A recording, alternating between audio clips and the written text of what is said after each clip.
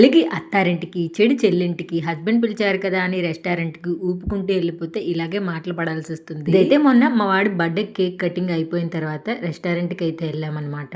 అప్పటికే late night అయిపోయింది. 9:30 అవుతుందనమాట. మేమేంట్రా అంటే 8కి తినేసి 8:30కి పడుకునేసేవాళ్ళము. ఆర్డర్ చేసినవన్నీ చాలా లేట్‌గా ఇస్తున్నాడు. ఇంగా చిరాకుగా ఉంది మాకైతే. ఫస్ట్ అయితే చికెన్ లాలీపాప్ ఇచ్చారు. అదైతే ఎంచక్కా తినేసాము. ఇంకా బిర్యానీ అయితే చాలా లేట్‌గా ఇచ్చారు.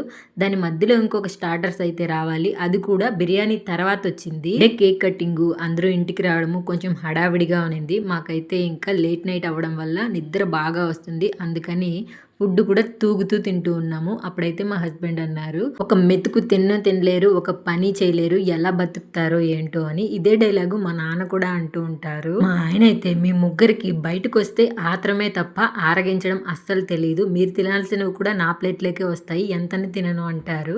ఫైనల్‌గా గోలీ సోడా తాగేసి మిగిలిపోయిన బిర్యానీ పార్సెల్ కట్టించుకొని రేపు పొద్దున్నే అయితే బ్రేక్‌ఫాస్ట్‌గా తినేస్తా.